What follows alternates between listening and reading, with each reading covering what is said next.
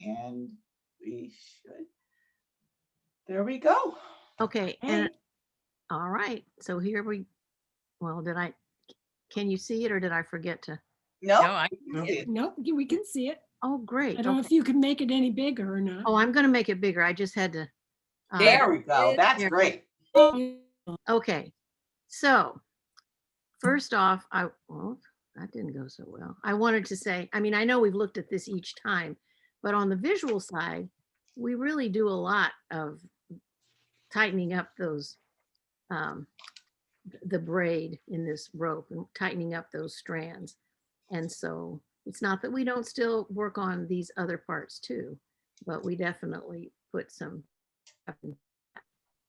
So just a little reminder is that one of the things that we all know on this call is that makes the Slingerland approach so effective is that we don't just teach something and assume the kids know it, but we revisit whatever it is every chance we get so we can make connections between what they know and what they're learning and strengthen whatever connections are and concepts at the same time that new ones are being introduced. And the secret ingredient is purposeful planning of integration throughout every facet of every lesson. It's fun. It takes time, but it's fun. I know I might have a warped sense of what fun is, but I think it's fun. Okay. So, and this is just, I don't know if I actually went through this slide before. I know I had it in there, but I guess I'm being exposed to this more and more where somebody says, but why would you want to tell them that? We already taught that.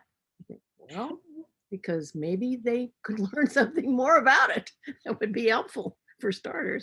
Anyway, so exposure to instruction does not mean that a student has learned. I will say, when I took the Slingerland course the first time in Menlo Park and then in San Mateo, and I probably heard Dr. Madison's neurology speech 7 times before I really got it well enough.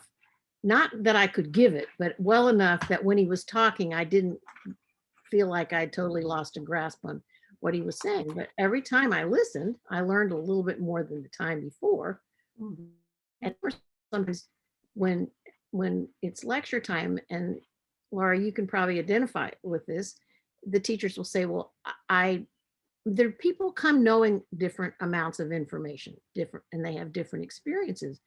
And so I don't expect that everybody's going to learn the same information from the lecture, or that everybody will know it at the same level at the end of it. But what I do hope is that in a different place along the continuum of what's in there to understand. And that's hard if when you're first starting out. And it's hard because I remember how I felt when I was first starting out. But it is important because it means you can go deep, and that and everybody's going to be learning more about it, but just not all the same things. It's like coming once a teacher was actually a politician. She came into the classroom during summer school and she said, they're not all at mastery. And I said, well, that depends upon what you mean, because they're all at mastery, but they're not all at mastery of the same things, because they didn't come in here knowing the same things. And I took a couple of those pre-spelling tests out and showed her. And then I showed her work from that day for some of those students. I'm not but that day, but I kept trying. So, but that's also why we can teach kids in a group, because we know within that group what each one is capable of doing. So we might have our list of decoding words, but the words we give to each student is based upon what that student can do, even if we're teaching the same concept. So a new learning has been mastered only when the student can put it to functional use with reasonable independence and understanding. It's like we've said before, until they can do it and are going to be routinely using what we're teaching them when we're not there, then we haven't finished doing our job. The ability to use what has been presented comes from continuing practice and integration with other learnings, past and new. Each new learning must be practiced for functional use and integrated with past for the basis for the next step. That's how we figure out what our next lesson plan is going to be.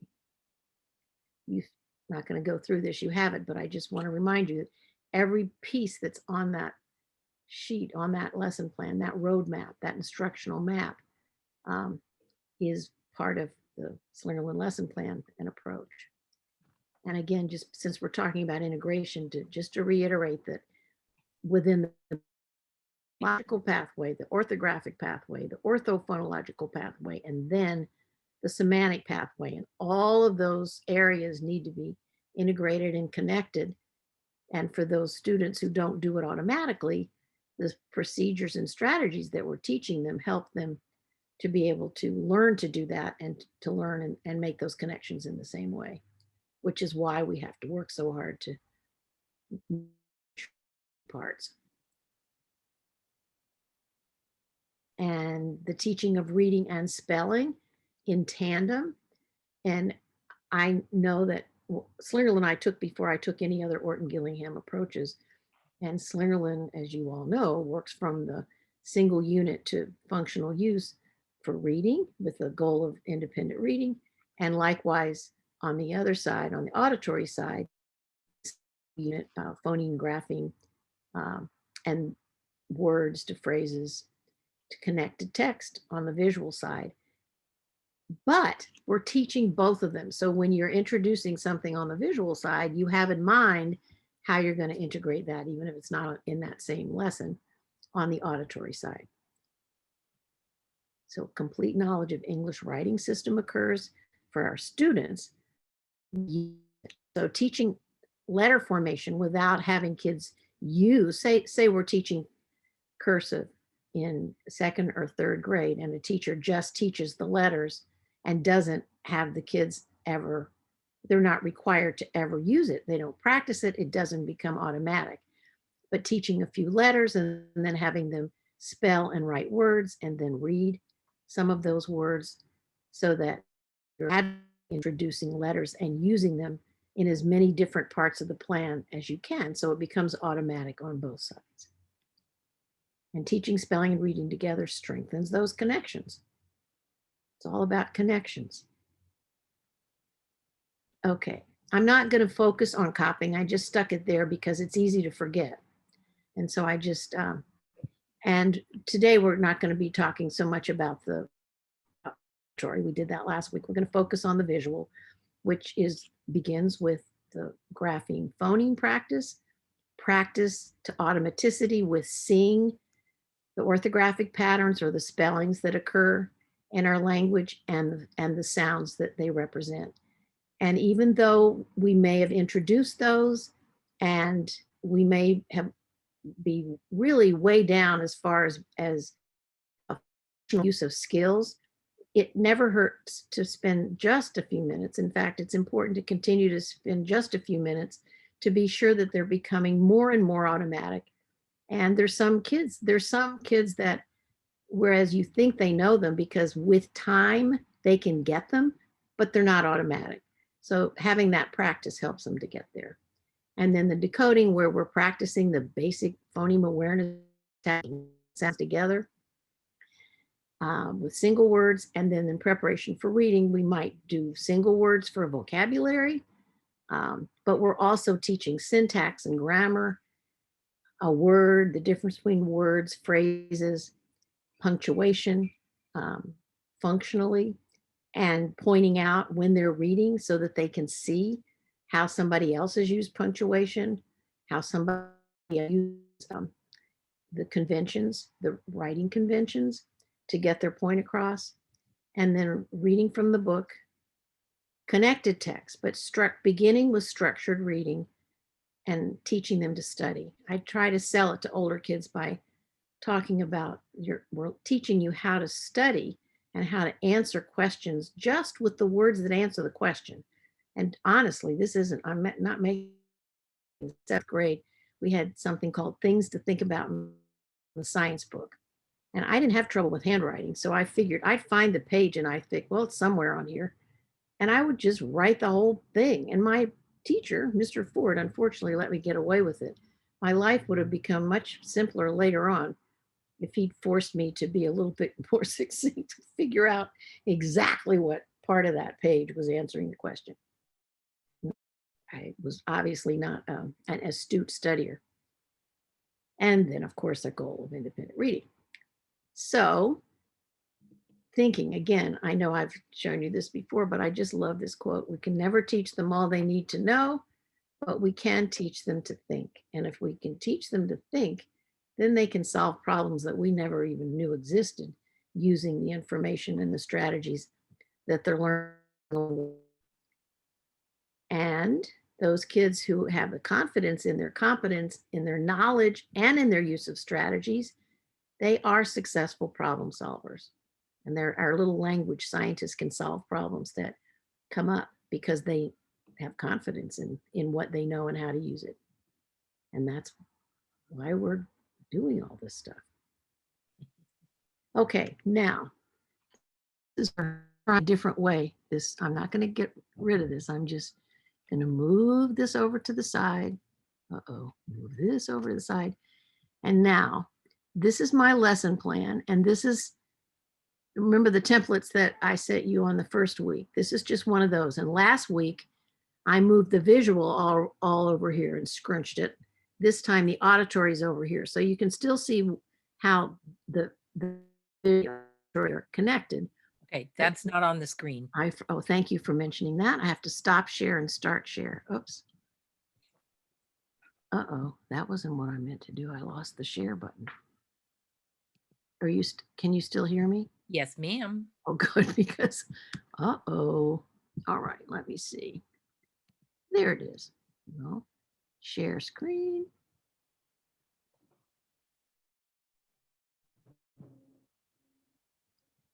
Well, I'm hitting share screen and I don't see it, but I don't see it either. Yeah. you don't see it. Mm. Darn. Let me see. There's something I should pull down. What? It's not. The lesson plan. Well, I know, but to get it to oh.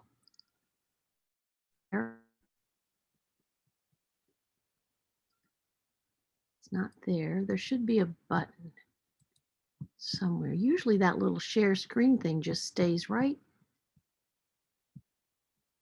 where I can see it. Okay, back to meeting. Maybe I've left the meeting. Oh, I had left the meeting. I just didn't know it. Sorry about that, guys. Okay, so here's the lesson plan. I'm going to keep it there. I'm not going to just, nope, that's not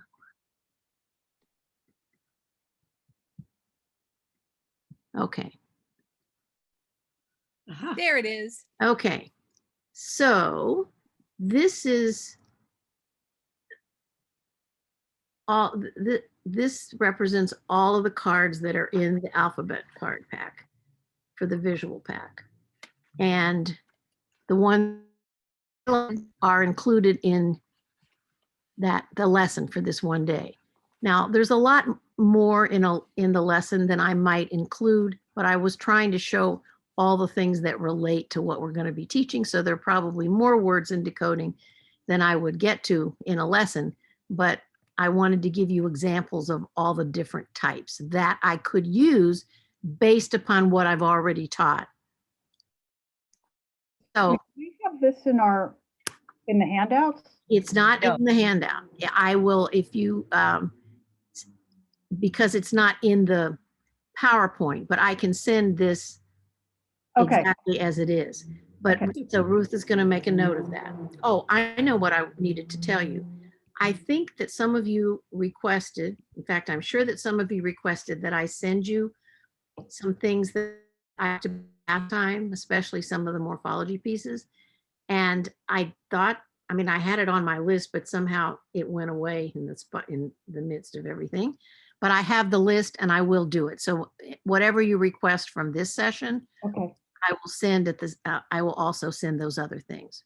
And if you have the list, Ruth, then I do. you could even mention it to everybody that was requested that they can look forward to receiving. And then I'll feel even more compelled not to forget a second time. So I'm sorry about that. No problem. Okay. Okay. So The new thing, so in alphabet cards, the new thing that I would be introducing is soft C and G. So they already know C.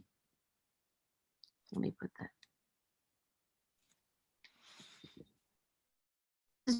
Note, all that means is that when they look at the C card, they're going to do more than C, cake, k, which they did before. Now I have to find the G. I thought I did this, but apparently I didn't, or maybe I did it on the other one. Okay, so I would show them the C and ask them to tell me, they would say C, cake, and then teach them that sometimes C spells a different sound by I or Y. And it's a really useful one because C always says or spells, that should say spells, not says, spells when it's followed by E, I, or Y, with one exception, and who knows what that is. It's a play. Charades? No. Where you don't touch the ball with your hands. Soccer. Yes. Oh, And I thought for years, I thought, well, it's probably, since it's so much more popular in South America, it's probably just a Brazilian word or something like that. It is not. From the UK. It's a British term. And so rugby players are sometimes referred to as ruggers, and they're sponsored by certain organizations. Well, soccer teams, or excuse me, football teams, which is what they call soccer in the UK and most other places, are sponsored by social clubs. Ooh. And from social, don't anything even remotely that sounds like sock in there, but social begins with SOC. And so rugby players are ruggers, and football players that are sponsored by these social clubs play soccer. That's why they're two C's. That's why it's not a CK. It makes no sense whatsoever. And I didn't believe it when and I kept looking and not only found quite a number of different places, but then the old grouch in France, from whom I've learned more about spelling than I knew existed, also confirmed that in fact that is correct.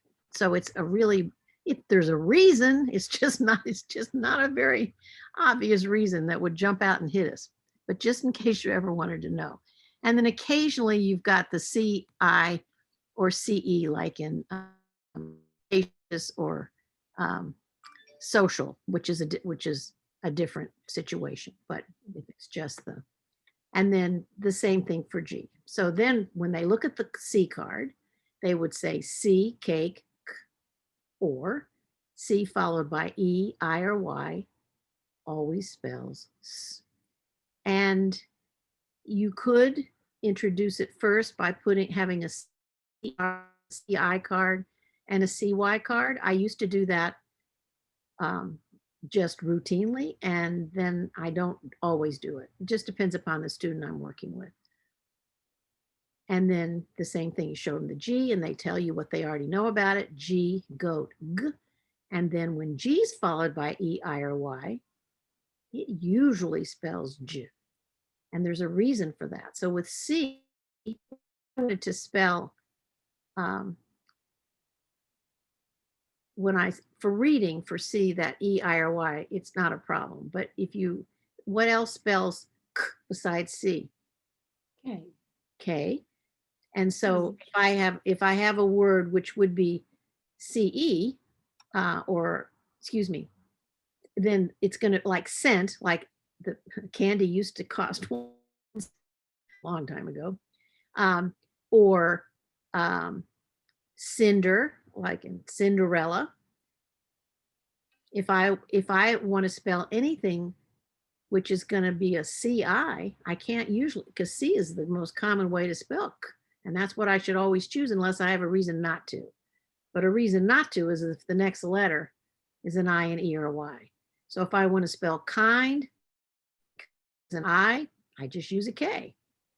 if I want to spell anything, there aren't that many, I can't think of any KYs except for the names of places, but there are quite a few for the others. Now with G, go ahead. Kayak. Kayak, isn't that KAY? Yes. Maybe, could be. Yes. Okay, not kayak. Yeah. then. And it's also Native American. KAYA. You're right. it's KAYAK. Yep, it is. Now that I see it, yep. Yeah, but that was a good try though. That might have worked. Hey. And I know there's some Japanese cities, but I don't remember them at the moment. So names, but so, and then there are quite a few names of people that might be. Okay, so G, is there anything else that spells G? No. No, and so get, give, you still have to use a G. So that's why it's usually. Okay, so down here, I just marked the C and they were introduced up here and I moved them, I just highlighted them with a C down here to indicate that they were new to the there. And this little 2, that just means that when they get to that point, when they see the A, the single A on the card, their response would be A, consonant, apple, as in a closed syllable, or A at the end of a stressed syllable, baby A. And so that's what this is referring to. So before they've learned open syllable, when they see that single A, there's A consonant, apple, and I know that a lot of Slingerland teachers don't teach the consonant part, but I find it, if I teach that from the beginning, then it makes A consonant E and even A at the end of a stressed syllable.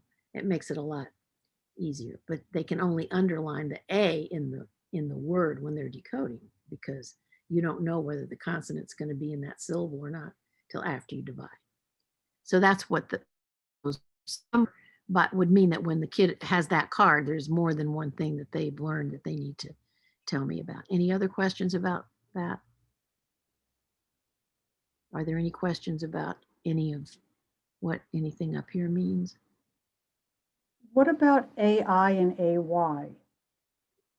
So A, For visual cards? yeah, I mean, like you're using them in auditory, you could ask them what are the different ways of. Well, right, but we're not. An auditory, then that would be a yellow card for sure. Okay, Because on the auditory, if they've learned AI and AY and A at the end of a stressed syllable and A consonant E, they've learned the 4 most common ways to spell A. So Right. they would all be on that yellow card. okay. Any other questions?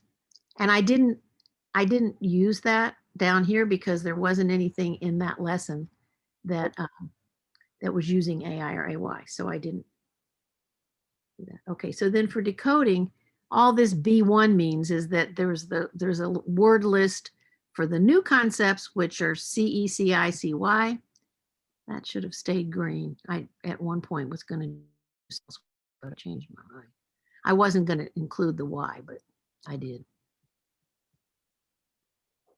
Okay, so this is my list. And again, this is more words than I would have time to get to in one lesson. But all of these words are spelled and could be divided into syllables just based upon what's up here. They all have, they have two consonants between, unless it's, if they have one consonant, like in this case, I divided it for you because the line for CLE would have joined to this one. So I put in red any vowel that was part of spelling the vowel phoneme in these words. What I underlined was any CE, CI, or CY, and over here any GI, GY, or GE. So why did I not make this E red in chance? Why is the E in that word not red? It's silent. What is it doing? Why is it there? It doesn't make a sound. You're right. It doesn't spell a sound of its own. It does something. It signals something else. What is it? That it's not a plural. If it were SE, then it might, because if it ended in an S, it might mean that could be a suffix, but it doesn't. It's CE. Mm-hmm. Aha. What are we teaching new in this lesson? Go back. C followed by E. So the E there is there only Make to it sound signal like that an the C is pronounced as Yeah. S. It has nothing whatsoever to do with the vowel sound in that word. And something that I don't know how long it took me to learn, but I might as well share it with you if you don't already know. The E in CE might be there just as it is here, only to signal that the C is pronounced as a S. But the E could also be part of the vowel pattern, as you see here, I consonant E. Or it could be, let's see, find another one. Here the E makes the C soft, but it's also part of the ER. Mhm. Okay. In this one, I don't have the E read, so why is that? That's an I consonant E. It could be an I consonant E, but is it? No. No, it's a suffix, ICE, but the E has nothing, it's not signaling a long vowel sound. That ICE is not pronounced with a long vowel sound. So that makes the E. And then here the E is the vowel grapheme in that syllable. And for the I and the Y, they are always, in addition to signaling the soft sound of the C or the G, the I and the Y in a CI, CY, or a GI, GY, always going to be part of the vowel grapheme. So kids like to call it double duty. So in this case, in this word, the I signals that the C is pronounced as a S, but it's also a closed syllable, I consonant I. And in this one, you have this vowel, you have the R control, but how many consonants do you have between your two vowel graphemes? One. If you have one, try dividing before it. And if you divide before it, then you've got I. Where is it then in that syllable? The end. At the end. At the end of a stressed syllable. You don't know for sure it's stressed, but ask them to try that first. If it's I at the end of a stressed syllable, the sound is I. So it's the vowel grapheme in that syllable. It's also signals that the C is soft. Okay. And it's similar over here. And these things, again, it depends upon the group that you're working with, or if you're working with an individual student.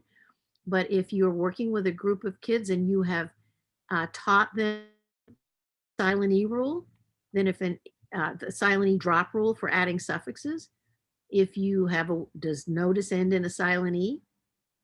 Yes. Yes, it makes the C soft, but it is a silent E. So if I wanted to add ABLE, does ABLE begin with a vowel?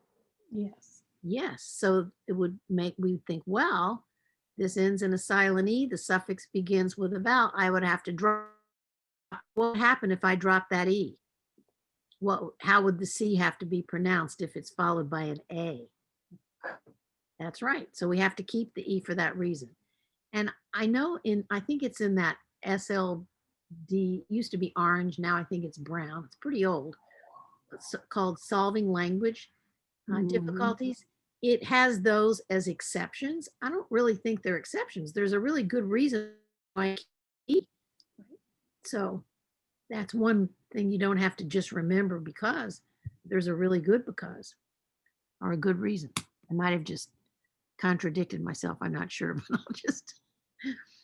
So, and then again, just show here, intercept, they know that what that means usually from football or other games. And so just showing that, and you're not telling them that that's easy, might, but if they, you could mention that, but you don't have to get the point across that ION, you're adding that suffix ION and it changes it from a verb to a noun.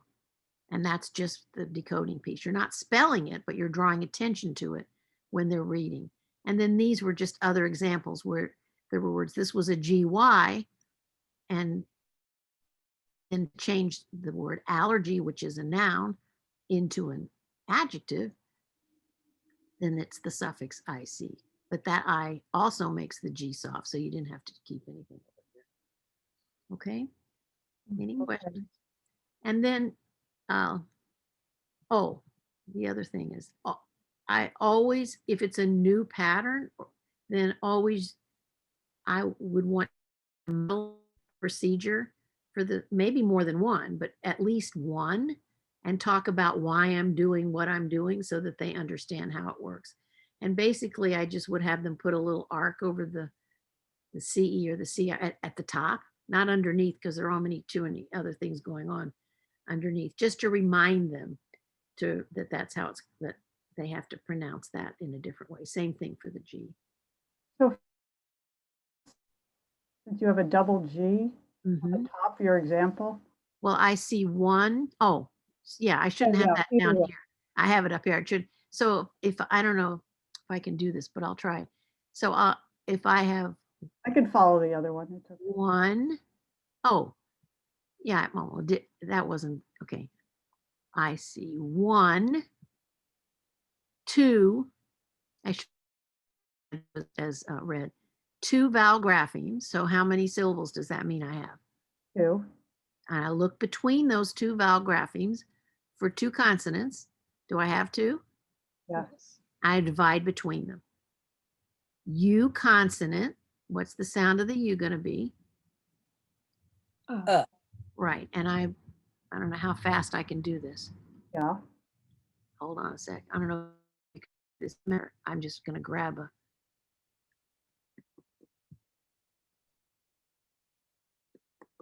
Oh, no, it's going to be too big. No, I should have left well enough alone. I never learned that. And now I I can't. think you've got an undo button. It's okay. I We want, I can understand. leave it big. Okay. Yeah. Yeah. And there's already, and I divided between the two G's. I can do that easily. Okay, so then I have U consonant, can't stand that though, I can't have a cap. So U consonant, so what's my first syllable? Sug. Thug. Is there anything after that G to change it from a G? No. No. G followed by G is still G. Then I have E consonant, eh. This G is followed by any sound is eh. What's the sound of the G? Yeah. It probably j. Second syllable then is Yes. jest. Put them together. Suggest, Suggest. suggest. And where's the stress? Second syllable. The second syllable. Yeah. Yeah. I think leave first. Yeah, when I say it, suggest. Some people do, and I don't know if that's a regional thing or not. Mhm. There are a lot of words like that, and sometimes if you look it up, it'll give some alternative pronunciations depending upon the part of the, the region where, and sometimes it doesn't, but that's always interesting. But it helps if you do pronounce it. Yes. Otherwise it might. That's why I didn't understand it. Yes. Right. Okay. Well, now, okay. And then here again, this is the verb, and this made it into an idea now. And then here's an example when you keep you would keep, why do you not drop the E in infringement? You can keep the j sound. Saying j. That's true, but would you drop it anyway when you add MENT? Oh, no, Yeah. duh. right? You don't need to drop it because the suffix began with a consonant. Right. But it also makes the, I mean, if it did, if it, I don't know if there's such a word as infringible or infringe, I can't think of one, infringery, those would all begin with, still have to keep the E. So you were right about it, keeping the E. Now, does anybody know what a gibbet is? Like as in a flibberty? Well, a flibberty gibbet. Ah, now let's look at this and see if there's a connection. I'll try on purpose, especially when I have those kids who know a lot. They may be doing a lot of memorizing and trying to change their ways, and they're not altogether certain that they're up for that. But I don't give up till they are up for it. But in the meantime, I try to put words that are interesting that they may not know, but that fit the patterns for what we're doing. But then I don't always remember the definitions that I've looked up. So I definitely have to include them in my lesson plan. So one of those was gibbet. It's a gallows. It's not an upright post with an arm on which the bodies of executed criminals were left hanging as a warning or deterrent to others. And then indulgence might be a word that kids have heard. They might not. They might have heard it, but they don't know what it means. And then contingency. And I think what I had was contingent. Well, I had contingency because it had both a GE and a CY. Also had the other form. So this was the noun and this was the adjective. But just having those there. And I know when I was in Dubai, Praveen, who was one of the teachers there who was learning to do Slingerland, he said, "You write those in your lesson plan?" I said, "Absolutely, Praveen, because they have to be handy. I don't want to have to take the time to look it up, but I also want to have it. And it may not be even anything we talk about, maybe even one of the words we do, but I want it to be handy." And actually, after a few years, some of those become automatic, but I still sometimes include the definition in the lesson plan. So I have a more concise one than I might use if I'm just making it up.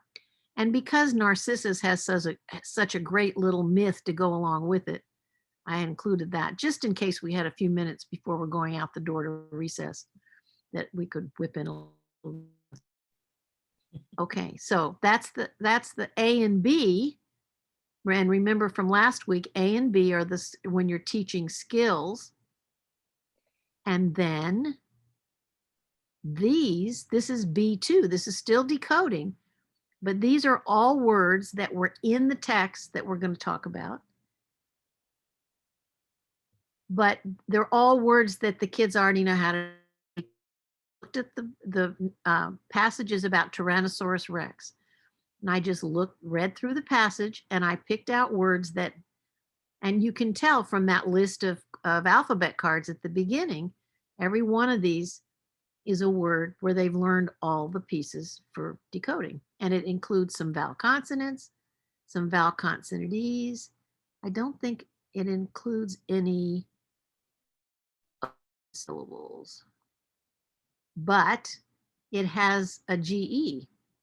And I put that there just to show you that even though they just learned that, and huge was actually a word up there in the other list, it's also down here because it's a word that at this point they could read that would be in the text.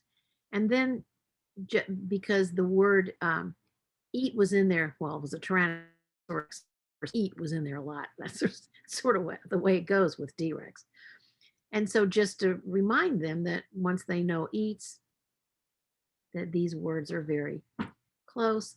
And then in this case, there were different suffixes, but this time this was a compound word. They know OU. And so counterattack. And I divided it for them, not because it's a compound word and that's why the division is there, but there weren't two consonants and they haven't learned. Well, actually they have. If they look for two consonants and they don't have any, and the ER stays together, then in that case, that would be the only place to divide it. And then here they have two consonants to divide between.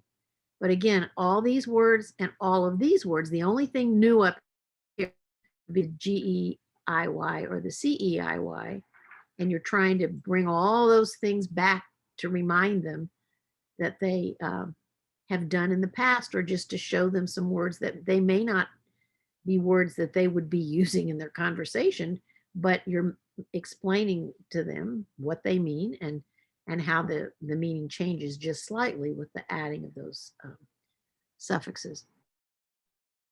So those are the skills. And now I'm going to get rid of, I have enough Post-its to choke a horse, but finding them is the tricky part at this point in time. Okay, so I'm going to stop sharing of that, but I'm going to leave it where it is. Then I have to go back to the, and unfortunately,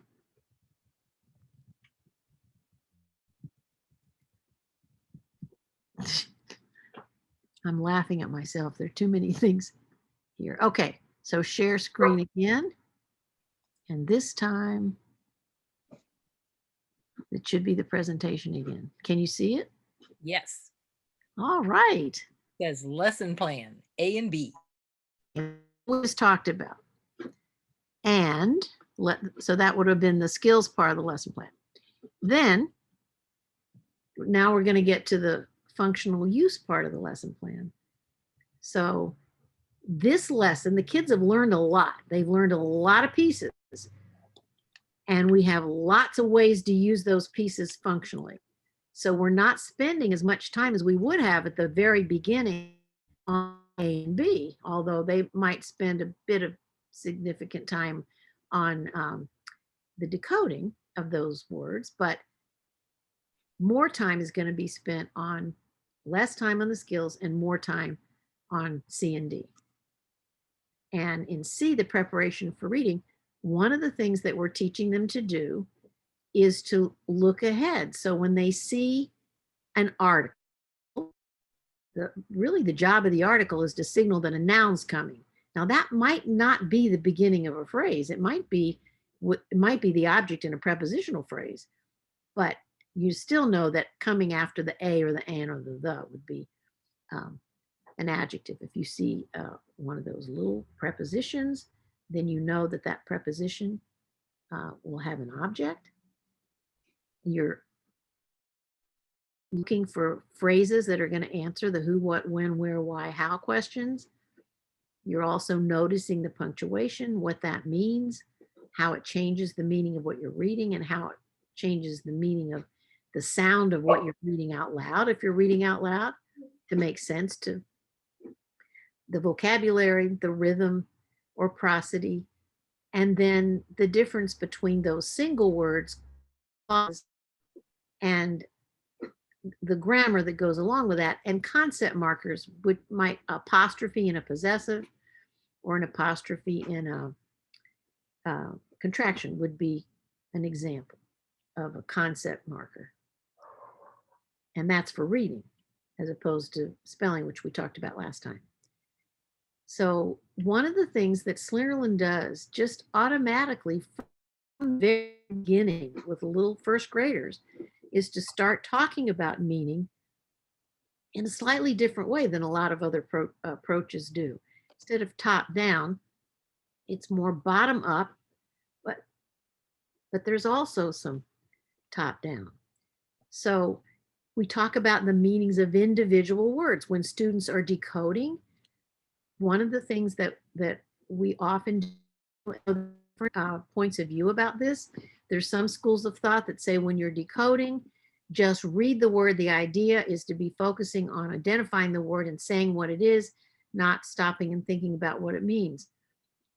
I tend to err in the other direction, and we generally want the kids to use the word that they've decoded, not every single one, but use a word in a sentence. First of all, sometimes a word that's in print in front of them, I mean, the word they think it is and the word it is aren't the same. And the only way I'm going to know that is if I have them do something more than just name it.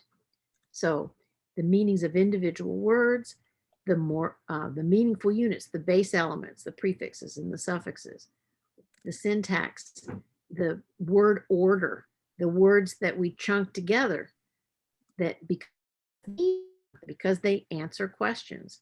So to read with prosody, which really simply means chunking words into meaningful phrases. And then thinking about how words affect the meanings of other words, how words can also affect phrases and vice versa, phrases and clauses to sentences. But one of the things that was kind of an eye-opener for me, I never had trouble with grammar. I could always answer the grammar questions, but if somebody had asked me to explain why my answer was right, I would have died because I couldn't. My life depended. I didn't know why.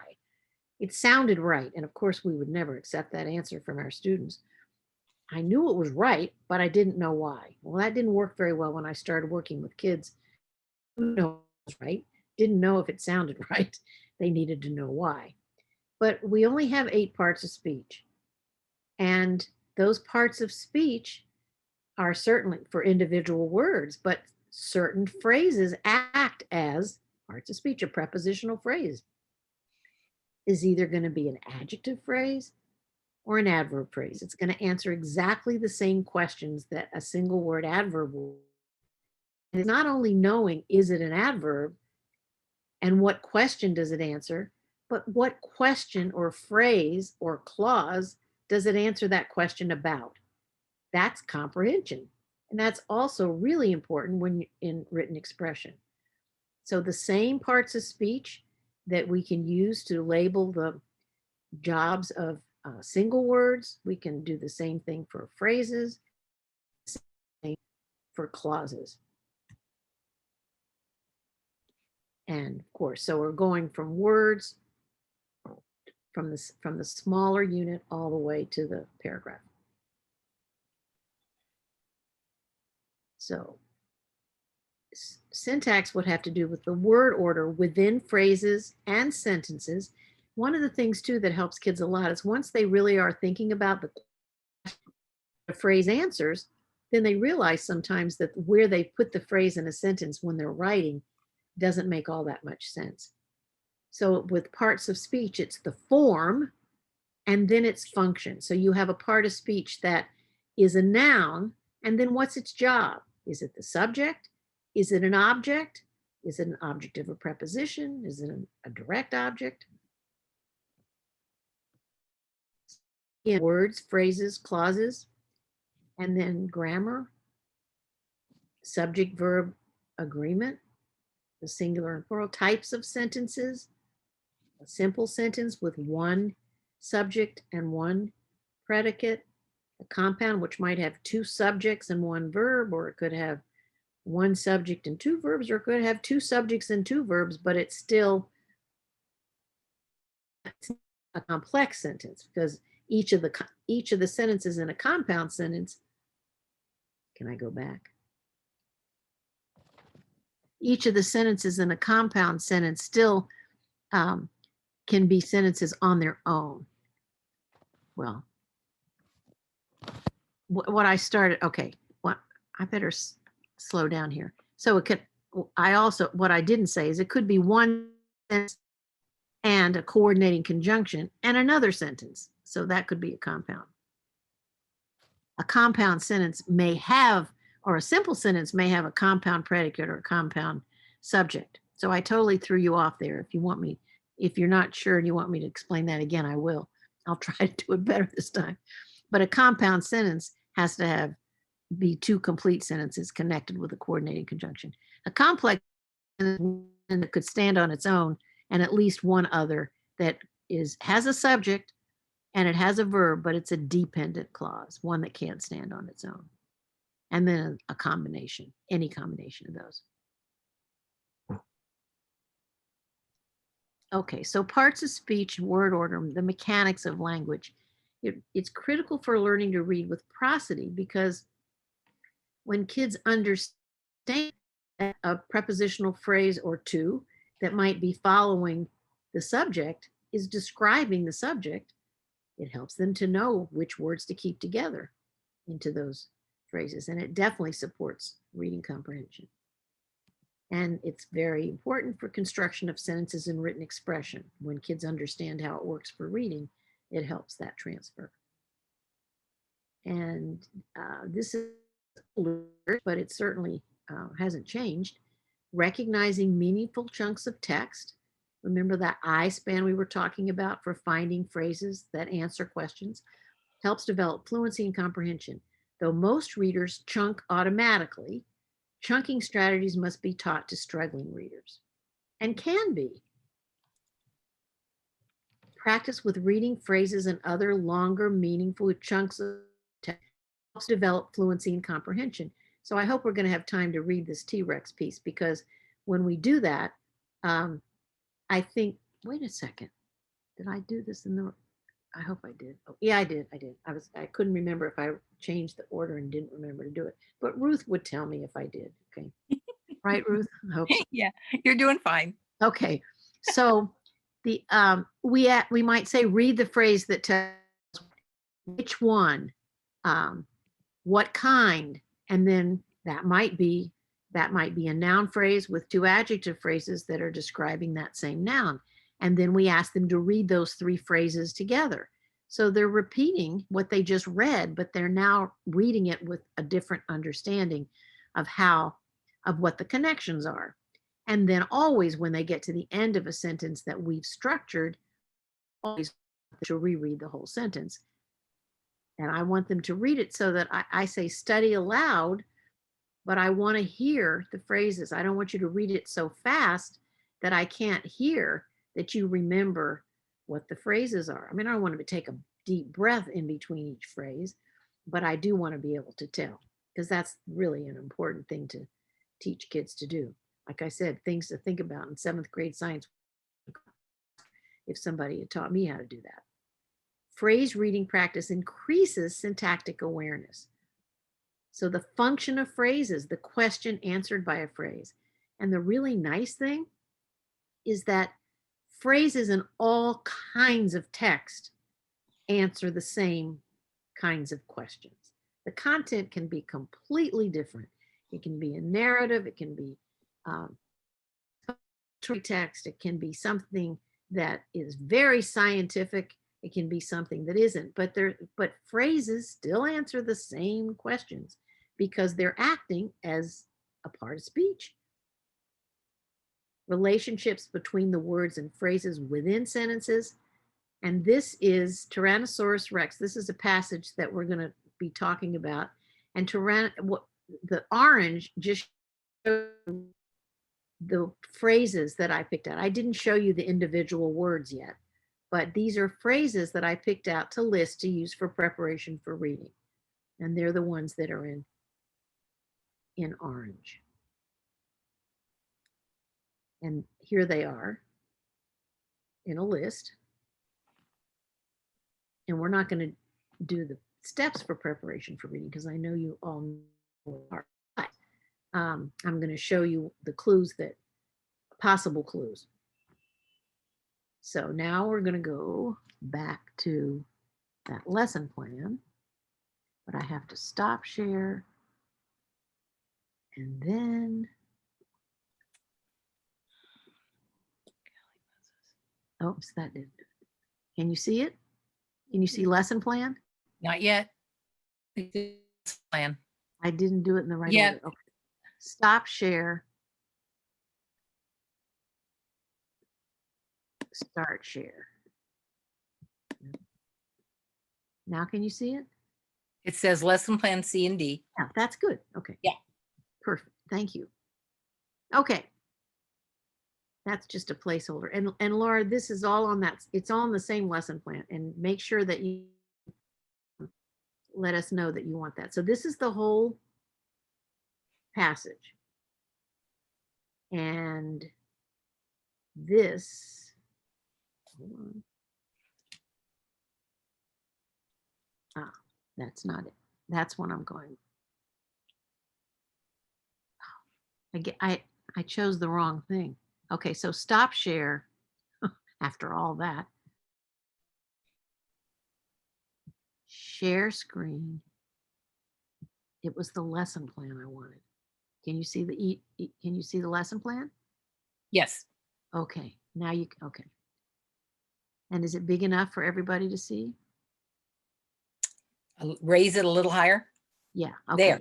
So this is C, preparation for reading, and this is the list of words and clues. The on, remember I told you I didn't show you in that PowerPoint slide what the words were. These are the words that would be in a list, and the clues wouldn't be there. But the reason I put so much to include in the clues is because one of the things that I've noticed is when giving the clues, sometimes we make assumptions and don't put enough in the preface to the clue. That just means find the word. And sometimes it won't be find the word, it might be find something else, but find the word that is a proper noun. And I wonder if I made this just a little bit smaller, then you could see the whole thing. Is that a little better? That's making it bigger. Okay, can't. That's want you to- right. There you go. Yeah, but now. Yes. Okay, now remember, the kids aren't going to see the clues. All they're seeing is a list of words. So one clue might be, and remember, we've read the steps that the teacher reads each word and the student repeats. Then step 2, the teacher says, find balanced, and out of order. Student comes up, underlines balanced, looks at it, and I say that because they know that the word is supposed to be balanced because I said find balanced, but they're supposed to be reading. They have to look at the word to be reading. So even though they know what it is and they think they found the right word, when they underline it, we want them to look at it and say balanced. And if they're correct, then the class repeats. So that was the second step. And then the third step is where you say, find the word, and good, again, it's outer. So are there any other proper nouns in that list of words? No. No, so that should work. But find the word that names the planet on which we live. Or in other words, these are just 4 possibilities. Always want to have 2 in case one doesn't work. But you might not want to choose proper noun. That might not be something that is with this kid. Or find the word that means surface of the world as distinct from the sky or the sea. Find the word that names the 3rd planet from the sun in the solar system. Depends upon the kid you're working with. So, any questions? Nancy, you don't want to have something so simple that it's find the word with the capital letter. We could have a kid who doesn't know a capital letter, but Okay. that doesn't.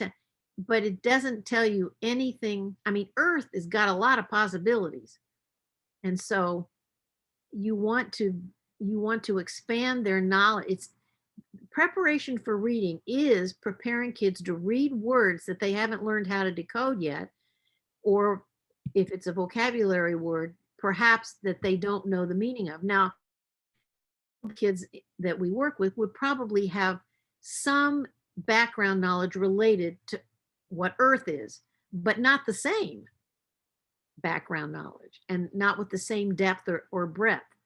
So our goal is not just to get them to choose the word and recognize it when they see it in print. That's one of the things we're working on. But the other is to whatever the words are, to expand and knowledge of those words. There are so many things to know about a word. I mean, EAR spells 4 different pronunciations, but Earth is a pretty important one for them to know. And we're not going to guarantee that they're going to remember Earth in 5 weeks if you haven't taught them EAR, but the chance that they'll recognize it then if you didn't present it. Okay, so I'm going to go in order just because it's going to be easy for people to see. So find the word that's a synonym for gigantic. Now remember, they've already heard us say enormous. So find, or another possibility, find the adjective that means very large in size or quantity. Now, if you've taught the OUS suffix, emphasize that adjective part a little bit more. But either way, you have a synonym, or you're saying, or you could say find, if you haven't taught adjective, you could say find the adjective or describing word. So then you're saying adjective, which means they're becoming a little more familiar with it, but you're also defining it. They don't have to know what it means. But they don't have to know what it means anyway, because you said find it. That means very large in size or quantity. So for the next one, find the word that means arranged in good proportions. That's not going to work. That's not going to do it for every kid. You definitely need more than one for that one. Find the word that means fairly judged or presented, as opposed to the voting that apparently has just happened. Okay.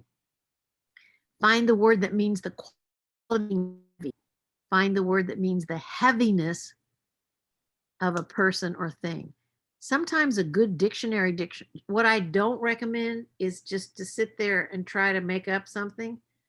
I know it's hard sometimes to know where the book is, but have it handy, or have a dictionary on your computer so you can just go to your, what I call my Mactionary, to find some definitions. But you remember your word knowledge in any way, shape, or form that you can. Now, there aren't a lot of definitions for this next word, but find the word that means an animal that is hunted and killed by another for food. Because I have only one, when I go through step one, when I'm saying the word, I might also have said for when I, step one, where I say earth and underline it and the class repeats, I have a note of that capital letter and that it's the name of our planet, and so it has a capital. But there are times when we'll see earth written when it isn't a capital, sometimes because it's not being used as the name of the planet, and sometimes for other reasons. But so for pray, because pray, they also know the word pray. I would say something about it, and not just say pray and have them to repeat it, but I would talk about what it means in terms of animals and hunting. Would you mention predator? I might, but I might not. It just depends. Okay. But even if I didn't, then I could, there are other times that you could bring in discussion when you're asking questions. I didn't do that in the questions that I listed for this one, but because that E in pray is a clue to why the pray is spelled with an E. So that's a good, that would be it, definitely. And you could do something, well, you couldn't really do a matrix with it because they're different bases, but they're etymologically related. It's like the O in people is there because of its connection. So that would be a really good point to make. And you could, at the time that you're when you say find the word that, and they find it, then you could just write on the whiteboard, write pray and write predator, and talk about the relationship between the idea of prey and the actual victim. Excuse me, not the victim. What's a victimee? No, the victim. Yeah. Help me. The consumer, the killer. The killer. I was trying not to say killer, but I guess that's what I have to do. Well, but, you can say the The consumer. hunter, the hunter, The consumer? the consumer, the hunter. And they Yeah. already know ER. And then in predator, it's an OR, but it has that same meaning. Yeah. So it's that a really good, that would be you wouldn't want to miss that opportunity, because it might help them to remember how to spell prey, even if they don't know how to spell predator. Okay, find the word that means a general aim or purpose. Find the word that means a point to or from which a person or thing moves. World, I'll ask you why you think I said in a second, but find the word that means the earth, together with all of its countries, peoples, and natural features. Now, because I have the earth, I might not need to have it as a capital, but I think it might have been, oh, no, they can't see what I've written anyway, but I'm just confessing to you that probably, if I were just saying, find the word that means earth, and I'm calling earth as the name of our planet, then it would have a capital. But when I say the earth, like when I say, mother, please come here, or no, it's at the beginning of the sentence. I called to mother, and I'm calling mother, calling her that as her name, then it would be a capital. But if I say, my mother is sitting here beside me, then I wouldn't capitalize it. Okay, probably more than you wanted to hear. Okay. Anyway, so together with all of its countries, peoples, and natural features. So then you could talk about that some more. And dinosaurs, find the word that's a plural noun. Find the word that means fossil reptiles of the Mesozoic era. Well, not just the Mesozoic era, often reaching an enormous size. So there's nothing particularly right about, for every one of these clues. There are many, many others that would be just as appropriate, and in many cases more appropriate. And when you have a kid in mind, it always helps. And I was being a little bit more broad with my kid thoughts. Okay, any questions before we? So we're still in prep for reading, but remember what when I showed you the passage and phrases were marked. Uh-oh, that's not oh no, I forgot what I was on. Okay, I was thinking I was on the PowerPoint. Okay, so here we have the phrases, and can you see all of them? Almost, not quite. Not quite. Pretty good. I have to just make it teeny little bit smaller there. Oh, no, Nancy. There. It doesn't have the clues for that last one, but I can. Okay. So for, again, all the steps just like before, but find the phrase that's a proper noun. Find the name of a very large carnivorous dinosaur of the late Cretaceous period with powerful jaws and small claw-like front legs. That's a much better one than the first. Much more fun. Find the phrase that answers the question what and includes two adjectives. Now that's assuming that you've taught what an adjective is, and if you haven't, includes two adjectives or describing words or words that describe the what. Find the phrase that answers the question what and means hind limbs on which a person walks and stands. That sounds complicated, but it isn't if they just think about what it means. There aren't any hard words. It's just the way the words are put together. With dagger-like teeth. And for that one, I would want to point out that the reason there's a hyphen between dagger and like, because together those two words are making one word that describes teeth. So dagger teeth, it's not like teeth, it's dagger-like teeth or teeth like daggers. Find the phrase that answers the question how, and it's not going to be obvious that that's a how, but if you try how for all the others, how doesn't even come. It isn't even a possibility. The only one that even works and does with kids, and sometimes they get it right off the bat, and sometimes they have to check by saying how his huge back legs, how, and then they figure it out.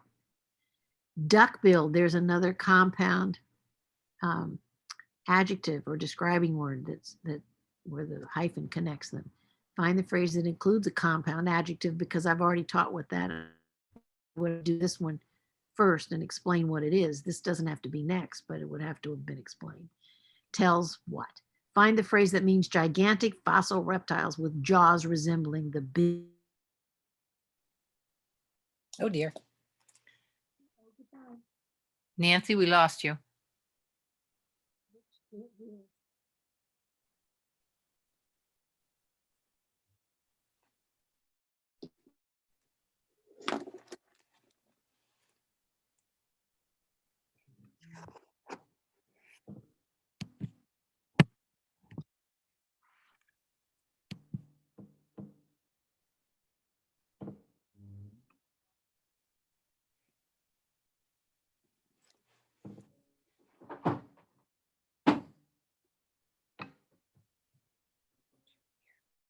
Lisa on the call?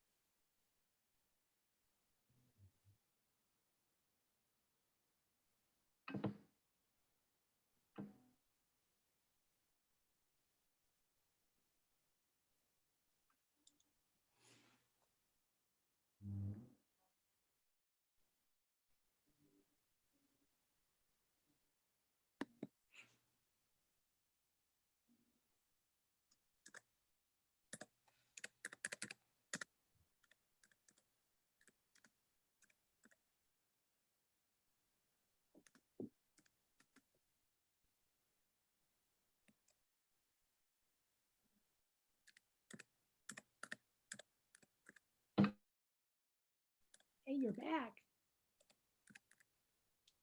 Are you back yet? She's getting back. I think. No, maybe not. Yeah, she is. It's just connecting to audio is what my screen is saying. Don't have it. Hey, Nancy.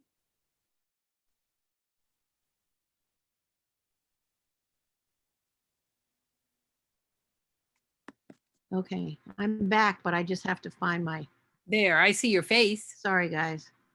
The whole thing just went kaput. That's right.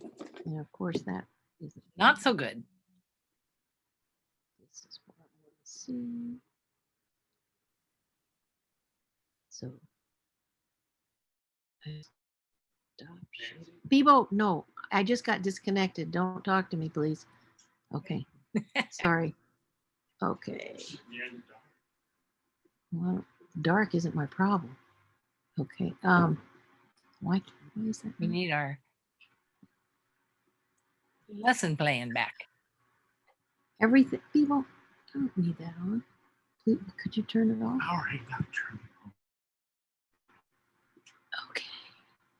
I can't find it. All right, so share screen. There it is. Okay, sorry guys. All That was right. really dead.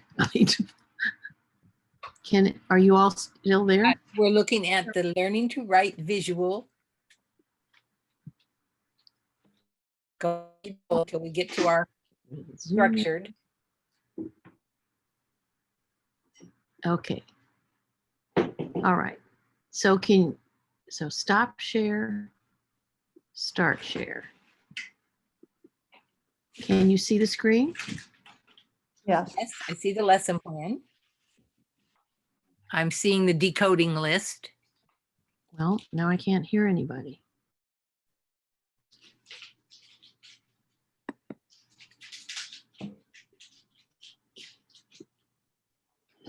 Back to meeting. Does any? I don't know what to do. Hey, J-Man.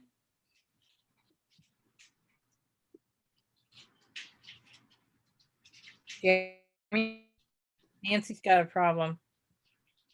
Mute. Come here, please. Can anybody? I can't hear you, Ruth. I I know. can't hear anybody. Jeremy, Okay. everything's been muted. Now I can hear you. Can Oh, you hear? I hear you. Okay. Can anybody else hear me? Yes, I can hear you. That's Laura. It just went, the whole just went, it went off and I had to restart it and everything. Okay. So where were, I'm looking at the decoding list. Now I'm seeing the word list. Now I'm seeing the phrases. okay. And we're running out of time. So I think you get the idea here, but Find the phrase with a word that means an animal that is hunted and killed by another for food. So we're getting prey in there again. Also have a possessive adjective, which I would have explained in step 1. But I think I better move on to, I think I better move on to the actual passage. And, oh, I'm sorry, guys, I have to show you this. This was supposed to happen right after decoding. It's only a couple of minutes, but get ready because you don't want to miss it. Mhm. I'm just going to do it from here. I don't know why it didn't end up in the. I see 1, You can't, 2, Not 3. seeing it. can't see them. Not seeing it. Right. Share. Start share. I have to make him start at the beginning. Can you see him now? Yes. Okay. I see 1, 2, 3 vowel graphings. That means I have 3 syllables. I look in between my first 2 for 2 constants. Find 2, so I divide in between. I look in between my second vowel graphings for 2 constants. I find 2, so I divide in between. A, R says R, SAR. A consonant says A, ass, sarcass. I says it, ick, sarcastic, sarcastic. That's great. You gotta love it. I love that. Well, maybe that's why the computer went off, because it was annoyed with me because I forgot to show Because you you. forgot Gianluca. Haha. Yeah. Okay. But what a kid. He's great. Okay. So now I got to stop sharing. Share.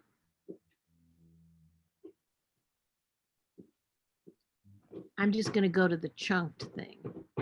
Okay. Can you see that? Yes. It's kind of messy, and I'm sorry for that, but it's just so in case you wonder if I still have to do this when I'm doing structured reading. Yes, I do. And so if you're looking at that, I'm just going to go ahead and do it on here because of our time situation. But and there's so many different ways to do structured reading. There's not one right way that you would always do. And in fact, one of the things that frustrates teachers sometimes is that they'll sit down with me and I'll make some suggestions, and then the next day they come back and I might make a different suggestion. They're just different ways to do it, and that may be frustrating when you're first learning, but it's the way it is. So of course we'd say the title. And so if you would just, I wouldn't do this with the kids and have them all do it together, but since because of our situation, I will. So what I would say is read the name of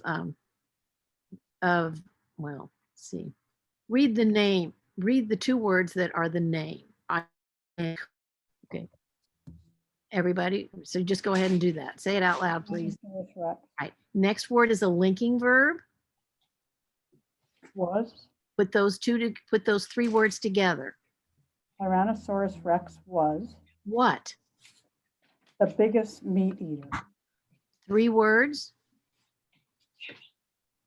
ever to walk Where? on. Right. And then I would ask someone to reread the whole sentence, but to read it so we can hear where the phrases are. So we can do that together.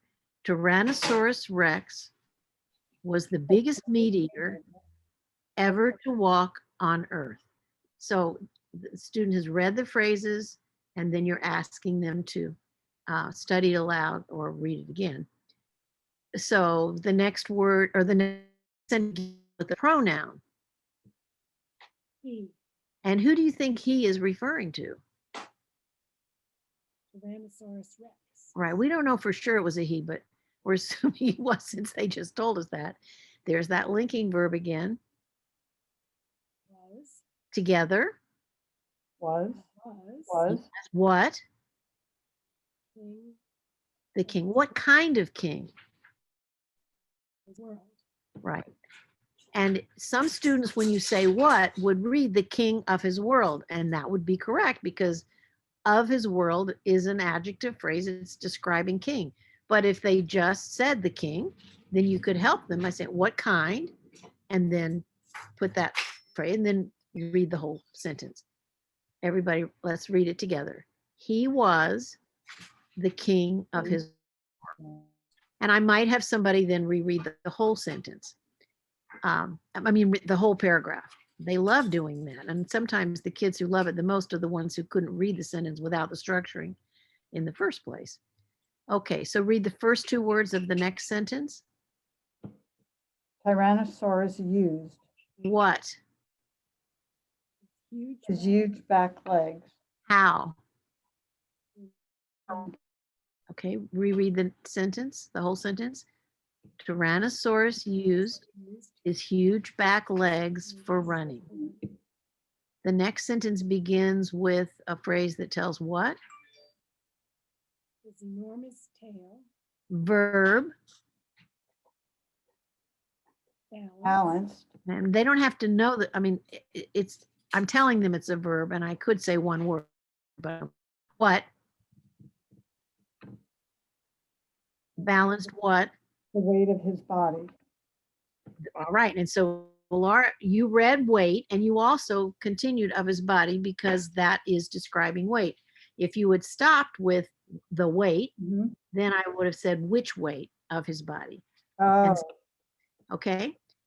No, you weren't wrong. I'm just because it's and kids, that just helps. So the whole sentence, his enormous tail balanced the weight of his body. And you see, because you're looking at it, that I actually would have had balance the weight, because the verb and the direct object, that's not a phrase, but sometimes you want to have them read the verb with the direct object together after you've taken it apart.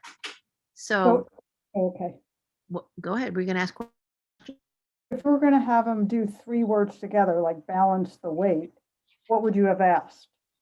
Well, balance. Well, there isn't a, that's the reason I didn't, Okay. because there isn't one question.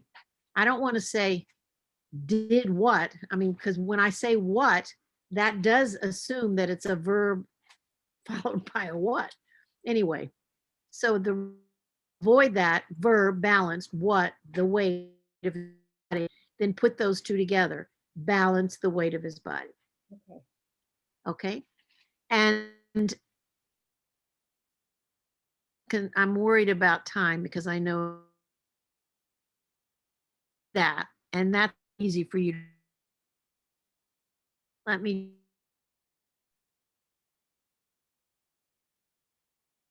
Let's go to.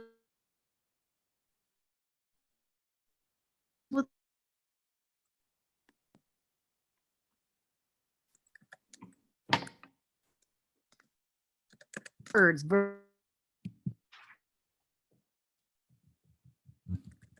May have used. And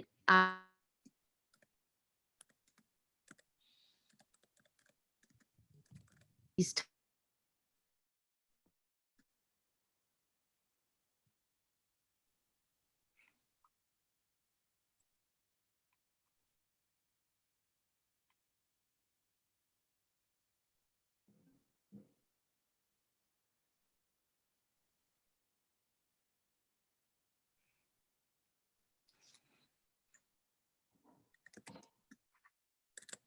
I so you couldn't get. Right. I Now was I can. talking away. Can you see the screen? Can you still see the screen? Can you No. still see Rick's passage? Okay. No. No. No. Okay. So I need to unshare.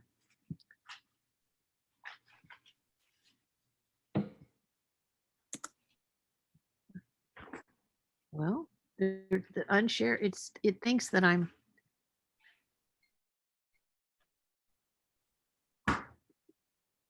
Can you see it now? Now I see Tyrannosaurus Rex with the arches. Okay, right. I'll save my story about Nessie for another time. Okay, so I was skipping to this just so we could do this sentence, and then I wanted to show you just some of the questions because I know we're out of time. So the pronoun start here, he, and it's still referring back to T-Rex. 3 words, verb phrase. May have used. Put the subject together with that verb phrase. He may have used. What? These tiny front legs. Why? To help him balance 3 words. when he rose Where? From the ground. Start at the beginning of the sentence and read to the well, it's supposed to be an M dash, but from the beginning to that pause in phrases. He may have used these tiny front legs to help him balance when he rose from the ground. Right. Now, rose would have been a word that was in the decoding, and that would have been a good opportunity in the words for prep for reading.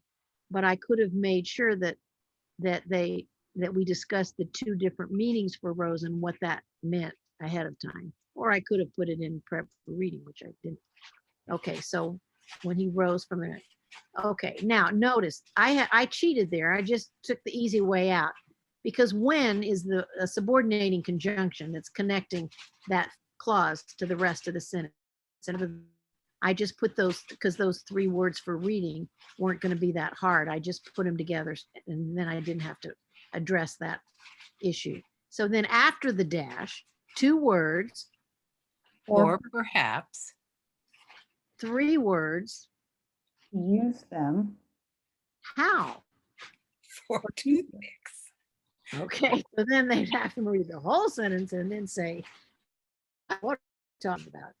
Anyway, so now we don't have time to do this, but I just wanted you to see that if we were going to ask questions, I definitely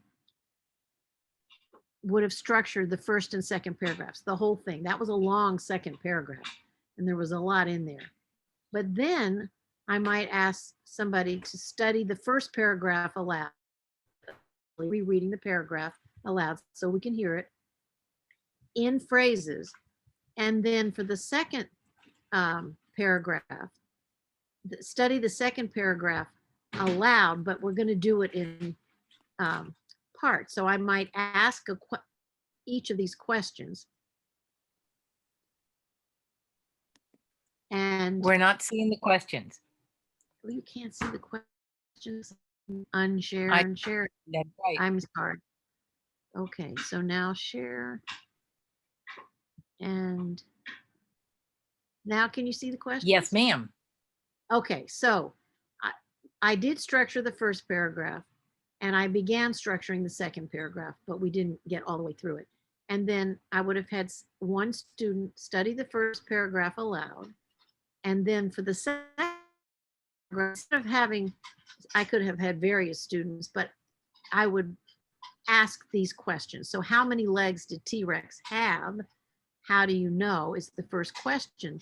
So I would say, I want you to begin studying that second paragraph to find out how many legs T-Rex has.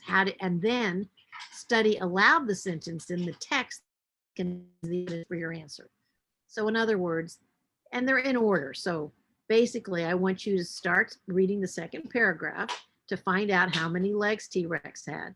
And when you found it, raise your hand because I want you to study the sentence aloud that contains the evidence for your answer. Or I might ask them to give me the answer and then read the evidence, or I might just have them read the sentence that answers the question. I mean, it's sort of hard to, there could be that many questions about T-Rex's legs, but when you go back to read to find out how many legs he had, it takes a while because it doesn't get to those little puny front legs for quite a while. So, and then for the third paragraph, then I would ask them, I mean, assuming things are going well, to silently study that paragraph, find out why duck-billed dinosaurs feared T-Rex, and then ask one student to study aloud a sentence that provides evidence. And if they're usually, even if there's only one answer, they think they find more than one answer. So after one person reads a sentence aloud to give me a reason, then somebody else has a different one, which is fine. Anyway, okay, well, all the things that happened. And I'm sorry I'm not very fast at sharing and unsharing, but I hope that It was good, Nancy. you had fun. I hope you had a Thank good you. time. Good Like I time. said, I had fun planning those silly lessons, but anyway, it's great to see you guys, and I'll miss looking forward to seeing you. But we can always, some future time, maybe we'll actually get to see each other in real person. That Thank would you be very lovely. And I will send the feedback form, and I appreciate the feedback that I have gotten from you. And if there are any suggestions, other than not having your computer crash in the middle, that one, I will appreciate it, like I have before. And Ruth, would you read the list of things that people, and is there anything besides the lesson plan that you want this time? If it's not, then Okay, what- last time people asked for the templates of the 11 by 17 paper, okay. and Did I not send that? I guess I didn't. Okay, No. I'm sorry. Okay. and the words and affixes list in progress. That was the base elements, yeah. Yeah. And the prefixes, I mean, that always changes too, but it doesn't change as much as the other one. Right, those were the two biggies. Okay. Anything else that anybody can, I mean, the lesson plan for this time. Right, Structured. Is that, Great. Is there a way to send the couldn't blank hear. lesson plan? Because I really like the format where you have it all enlarged for the visual side. And you can write absolutely. all- Is that Madeline? Okay. Yes, I will write that on our list. That's great on This- both the visual and auditory, because I have one that's a dual one, but of course it's so small. I'm writing and I really like just focusing on one I mean, I'll side see of the this. other. That'd be really great. Thank you. That would be helpful. I wouldn't mind having the structured passage.